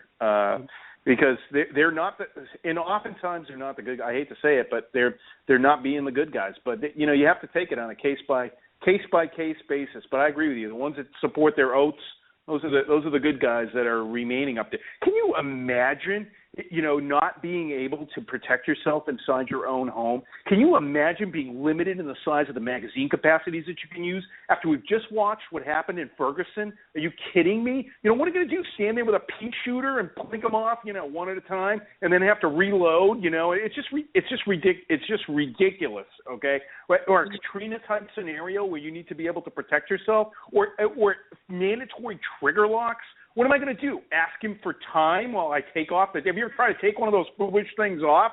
Forget it. Yeah. Okay, it's stupid. It's just dumb. We need to keep these people out of our lives and not let up. I'm not letting up. And I think that video is pretty damning if people go out and look at it. These people are ashamed. They tried to have the video taken down, Mack. I'll just say that one last thing in there. They tried to take it down, and I fought back. I won't say how they tried to have it taken down. I fought back and wrote a letter back to YouTube, and YouTube left it up. So good for you, YouTube. Still standing up for the First Amendment, because that's what they're trying to do. They're trying to trample the first so that they can trample the second, because they're ashamed of what they said in the meeting, and that's why that video is out there at daylightdisinfectant.com. Way to go. Yeah, like I said, you're doing some awesome things over there. I got to say, I really admire the work that you're doing, and you know the way that you get in on these things. And I mean, it seems like you know about everything that's going on with the left. You got a finger on the pulse of the left. And you know what they're about to do, where they're conducting all their meetings. I'm fascinated with your channel. I check your stuff out almost religiously. And you know, one thing I want to talk about before we move to the next topic here of the 50-pound bag of weed video that you had here. I want to talk a little bit about that argument that you were saying as far as, you know, limiting the capacities of firearms. And this is one big thing that the left likes to do. And I love it when they get into these arguments, because this is the easiest way to win, is because they can actually, you know, contradict themselves. If you start asking them questions, you know, and actually seeing where they stand. So okay, you only want me to have a revolver that holds 5 or 6 rounds in the chamber. Okay, so what if there's 3 perpetrators and I miss 4 times? Okay. Well, then maybe you can have a 10-round magazine. Okay, so what if there's a group of individuals and they have firearms, and I'm trying to, you know, shoot at them to get them to leave me alone, you know, and I'm trying to put down like some kind of cover fire to get them to stop shooting at me, you know, and that way I can move. Well, then maybe you could have a 15 or 30 round. Okay. Well, what if they have ballistic vests on? You know, maybe then you could have a higher caliber, you know, rifle or something like that. But this is where it all leads, is that their arguments can be taken apart, and I welcome them. Please give me reasons why, you know, I only need 6 rounds to shoot a criminal or to stop crime from happening, violence to being inflicted upon myself, and I can give you a reason why I need more. And at that point, your stance at that point is going to change, or it's not, and you're going to illustrate how ignorant you truly are in terms of self-defense. And that's what I love about it. Let the left just, you know, hang themselves. Everything that we've talked about this episode, we mentioned that, you know, the truth is easy to defend, and lies are what is very difficult to defend. And that's what they're trying to do. They're trying to defend lies. You know what? I'll come after them with the truth. I don't care. That's what I stand by, the truth. The truth has no agenda, and the truth lives here. That's right. Yeah. Get the truth out and do it ethically. That's kind of my mission statement. And the one thing about what you said, Mack, is that's great if it's on a level playing field. But these people are going to try stuff like, when you get something that's damning on them, they will try and take your YouTube video down. And then in these public meetings, such as down at the State House that we've had, these where you provide public testimony to provide your side of the story, like you were just saying. These people stack the deck. The guy running the meeting is Floyd Przansky. They pre-screen the people that they're going to allow to sit up there. They will stack the deck in terms of only allowing the presentations to occur in the order that they want them to. They will have the final say. They'll have their people getting up there. And in a way, you can't blame these gun nuts for trying to limit magazine capacity. I call them the gun nuts, okay? Because they want to, they want to remove your rights, okay? But it depends how you're brought up in life. And I think some of them honestly believe that just guns are big scary things. I do not believe that they believe that the magazine capacity will really help the situation. They just view it as one more step towards taking your gun away from you. That's really the way they're thinking. Is that if they had their way, they would make it just like it is in Great Britain. In case your listeners don't know that, if you live in England, you can no longer possess a firearm. Germany, I don't know how long it's been since you can have one for hunting with special licenses. And if you go with the Forestmeister, I think you have to keep it locked up at the Forestmeisters. Can you imagine if you needed it at a time of civil unrest? Oh, yeah, let's go down to I don't even know what you call the Forestmeister here in the United States. Let's go down to his house, ask him if I have my gun back so I can protect myself. You've got to be kidding me. This is the world these people want to live in? It's just insane. They do not do the math on what the world would be like if people like us didn't possess firearms. They are unable to do the mental math on that, I think. Well, the thing about it is they have to stack the decks like they're doing right now because, again, it's hard to defend lies, and they don't want anybody up there speaking truth because they know how difficult it is to refute truth. It's not possible. If somebody has facts, statistics, and logic on their side, they can't refute that stuff, and they've tried. What it ultimately will come down to is an emotional argument versus a logical argument, and they hope that their argument wins out. But 9 times out of 10, most people aren't stupid. Most people aren't idiots. And in terms of the incremental steps towards totally taking away gun rights, you're absolutely right. I actually have a clip here. I'll play real fast.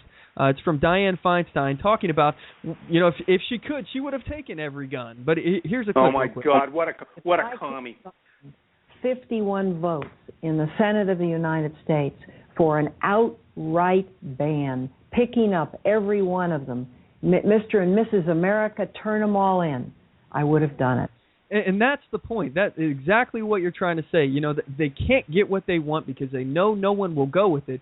So what they go to the incremental steps. They try to take what they can now and then build off of it. It's a snowball effect, and that's what it is.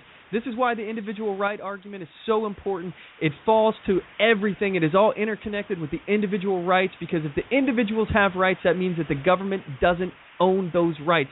They don't control that authority, and it's with the individual, which means our economy will be stronger. Our individualism, people will have the more ability to control their own destiny. They'll have more motivation to start jobs and have less government hands in their pocket.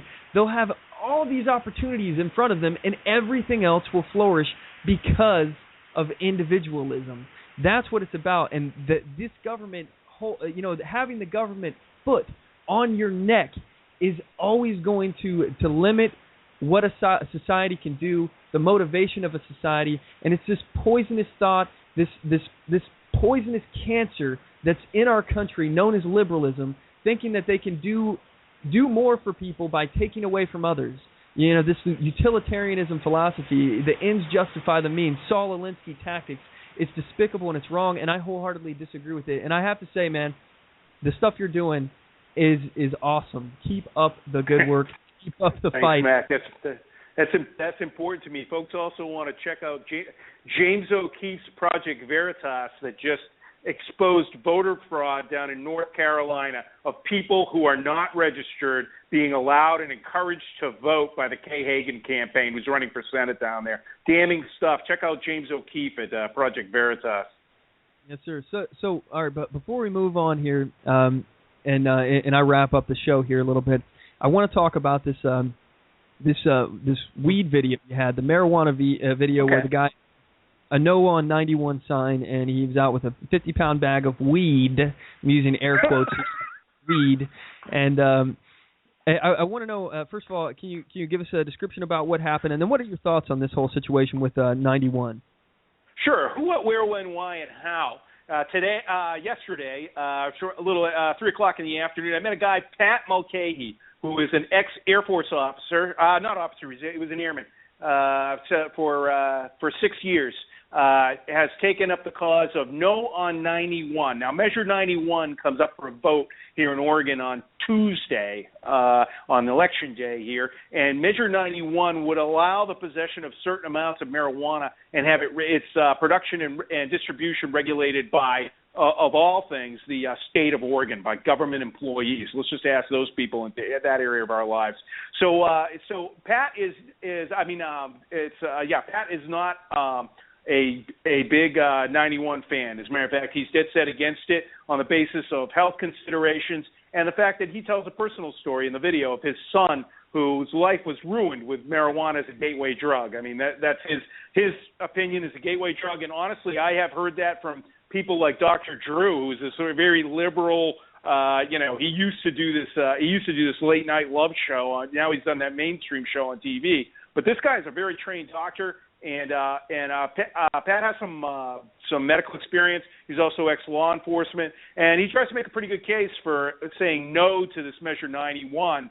My own feelings are kind of mixed about the measure because I'm a libertarian, and of course, you should be able to do what you want with your own body if you're not hurting it. But I'm not so sure it's wise to have the government distribute it. And I think the fact that government weed will cost 10 times as much as stuff that's brought in by the cartels is not going to get rid of the guns and the crimes that's associated with the cartels.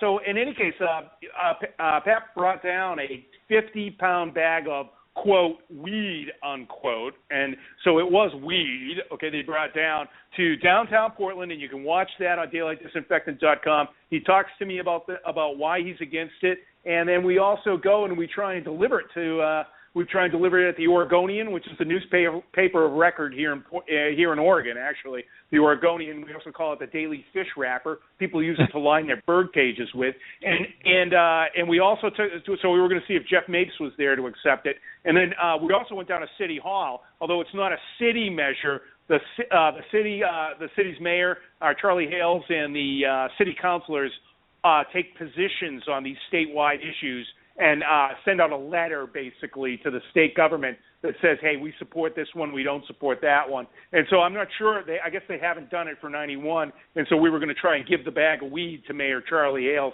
He wasn't in down there today, so we weren't able to do that. But you can see us converse with some of the bystanders on whether they want to. I was asking them whether they wanted to buy a little pot, because I had a little pot to sell them back at my apartment here, but nobody was. There were no real takers there. But you can watch the video at daylightdisinfectant.com. It's kind of funny. I just put it up there today, so people want to watch that one. Yeah, it gave me a good chuckle when I was watching it too. I like the guy's bag of weed. It's it was okay with me. Is that okay if I say what it is? What? Oh yes, you can if you want to. Okay. Well, you know what? I won't do it. You should check out what this bag of weed is, listeners out there, Mack Pack, because it's not what you think it is based on what we're saying. Just check at the beginning of the video, it's hilarious. As I was walking over to him after I parked my car, I my nose. I have a very sensitive sense of smell, by the way. I think that comes from my Italian background. I'm sort of sniffing. Can I say that, or is that racist? I don't know. Anyway, I'm walking down the sidewalk and I catch the smell of herb as I'm going down and there's a group of maybe 5 or 6 guys. There are at least 2 of them smoking weed. And I say, hey, go over and talk to this guy. He's got a 50-pound bag of weed for sale. See what they do. They walk over, whether they stop smoking their joint. This is walking down the public sidewalk in Portland. These guys are smoking a joint. I don't know. My opinion on this thing is, yeah, in a perfect world, we should probably get rid of drugs. But I just see what goes on here in the city of Portland, and I just know what's going to happen. It's just going to get worse down here. Maybe the right thing is to deregulate it. I don't know. I don't think having the government involved is the right answer. That's for sure. Anything they touch goes up in price, down in quality, and it just puts more people on the dole. That's all it does. I say no on 91, but that's my opinion. Oh, just to clarify, on 91, because I'm not from Oregon, so I haven't been staying apprised on 91. How does this put it in the government's hands? It's not privatized? They will have a state. They'll have a state regulation authority, and it spells it out pretty. To be honest with you, I'm not real clear on it either. But I think that they will. You'll be able to do private sale, but the government will tax it, and they'll have regulators like they do with alcohol, right, to be able to control what the quality and what's being put out there and that sort of stuff. So that's it. That's what I think it says, but I'm not sure. People would have to go read it themselves. Measure 91. It's linked into the blog article, but I haven't had a chance to read the whole thing myself. Yes, sir. Yeah. So like for me, and me being a conservative libertarian myself, I personally don't think that and I've stated this before here. I think it's an individual right of what you put into your body. I don't think that the government should actually be involved in that. And I wanted to actually, because the guy in your video, he's talking about some of the negative things that, being a gateway drug, and it can be linked to other health problems. He was talking about how it can change brain chemistry and things like that. There are obviously, side effects to every single drug or medicine that's out there. There's obvious. If you see the back of any medicine that you take, there's a big, long laundry list of side effects that could possibly go. And most of them are like, you're taking this thing for headaches. It can cause headaches and death. It's like, the symptoms sometimes even cause the problem that it's trying to prevent and death. So you never know what you get. Everything has a negative effects. But I want to talk. I found an article here on BusinessInsider.com, and it's talking about the medicinal properties of marijuana. And I just wanted to run these by you and see what your thoughts are on all these, because and I'll go through them rather quickly. Marijuana is an anti-seizure medicine. It can prevent, I believe it's called Dravet syndrome, the seizures in that, also epileptic seizures. It's an antidepressant. It reduces nausea from cancer chemotherapy. It can increase appetite and stop weight loss caused by chronic illnesses such as cancer, HIV, or nerve pain. It prevents muscle spasms caused by multiple sclerosis. It is effective pain management. Marijuana might be able to actually eliminate Crohn's disease. A recent study in Israel showed that smoking a joint significantly reduces Crohn's disease symptoms in 10 out of 11 patients and caused a complete remission of the disease in 5 of those patients. It also can be used to treat glaucoma. It may help reverse the carcinogen effects of tobacco and improve lung health, according to a study published in the Journal of American Medical Association. In January 2012, marijuana does not impair lung function and can even increase lung capacity. Also, a chemical found in marijuana stops cancer from spreading. CBD may help prevent cancer from spreading. Research at California Pacific Medical Center in San Francisco reported in 2007. It also has been known to decrease anxiety. In 2010, researchers at Harvard Medical School suggested that some of the drug's benefits may actually be from reduced anxiety, which would improve the smoker's mood and act as a sedative in low dosage. THC, which is the active ingredient in marijuana that gives that euphoric feeling, it slows the progression of Alzheimer's disease. Marijuana may be able to slow the disease progression of Alzheimer's. A study led by Kim Janda of the Scripps Research Institute suggests the 2006 study published in the Journal of Molecular Pharmaceuticals found that THC, the active chemical in marijuana, slows the formation of amyloid plaques by blocking the enzyme in the brain that makes them. These plaques are what kill brain cells and causes Alzheimer's. It also, this, as you can see, there's a ton of these here. I'm going to let you comment on this in 1 second. We're almost done. It lessens the side effects from hepatitis C and increases treatment effectiveness. It treats inflammatory bowel disease, relieves arthritis discomforts, keeps you skinny, and helps your metabolism. A study in the American Journal of Medicine on April 15th of last year suggested that pot smokers are skinnier than the average person and have healthier metabolism and reactions to sugar, even though they do end up eating more calories because of the munchies. It improves symptoms of lupus and autoimmune disorders. It's not really a health benefit, but marijuana also spurs creative activity in the brain. It soothes tremors from Parkinson's disease. It helps helps veterans suffering from PTSD, and it can also eliminate nightmares, which I suppose could be linked to that. Marijuana also protects the brain from stroke, according to a University of Nottingham research, a study that was conducted, it shows that marijuana may help protect the brain from damage caused by stroke, reducing the size of the area affected by the stroke, at least in rats, mice, and monkeys. It might also protect the brain from concussions and trauma. A recent study in the Journal of Cerebral Cortex showed that in mice, marijuana lessened the bruising of the brain and helped with the healing mechanisms after a traumatic injury. And again, like I said, every medicine has some side effect to it. And I personally am a big proponent of marijuana as a medicinal use. And also I'm a big proponent of people's individual rights to choose what they can put into their body. I feel like the government has no say whatsoever in what they can put in their body. But that long list of all the benefits, backed up with studies and everything, what are your thoughts on this, Dan?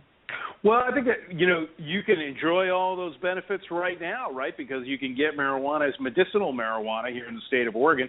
If a doctor writes you a script, and it's easy to find a doctor who writes a script, you can use it for all those purposes, and I think it's an impressive list. But I think what we're talking about here is switching it from being a prescription drug to being basically an over-the-counter drug, okay, that can be used by anybody at any time. And we as a society have to understand, okay, what the ramifications of that are too. And I think in the two states that are, trying this experiment so far, and it's an experiment here in the United States of America, clearly it's an experiment to deregulate it. In Colorado and Washington State, okay, we have to. It hasn't been that long yet, but I think Patrick makes that point in his thing that the data's not really in yet. But the governor of Colorado, I mean, if you look it up, he's clearly against it. Okay, he's still against it.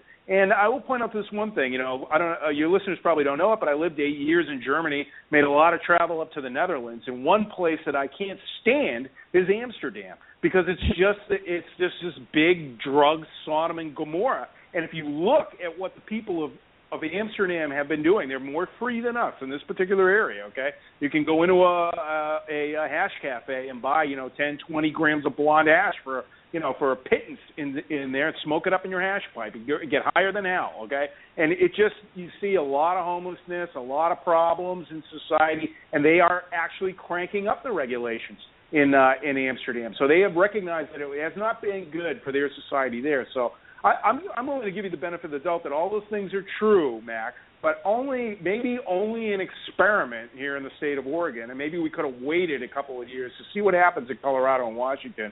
But, and it is. I mean, the 10th Amendment says we're supposed to be a little experiment here. So, and it looks like this is going to pass. So, I wanted to give Patrick a mouthpiece because he's a real nice guy. He's obviously passionate, and he believes this about his own son, which also factors into how I feel about it. If I know people that have some real bad stories in their family, and he believes it was the gateway drug for his son and that it destroyed his life, I'm going to give him bandwidth. You know what I mean? I think that's something to give bandwidth to, and let the people decide, which we will do on Tuesday. It'll be interesting. I'll have to come back on after we vote on it on Tuesday. I voted no, Mac. Sorry about that. I'm a libertarian, but I voted no.